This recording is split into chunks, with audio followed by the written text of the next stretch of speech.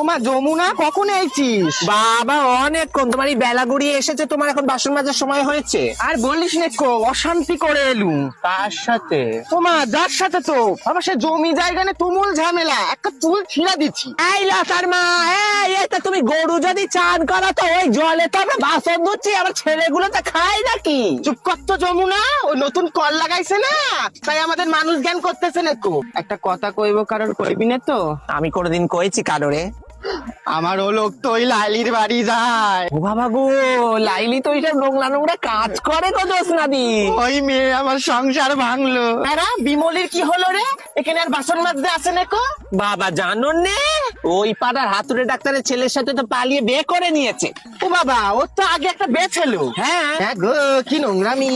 এই কালি বাবা, ওটা আমার বাছুর, ছাড় ওটা রে। এরকম করে আগের বারে আমার ওই কালো বাছুরটা চুরি করেছিল। প্রত্যেকবার ওরকম করে বাছুর গুলিয়ে ফেলে।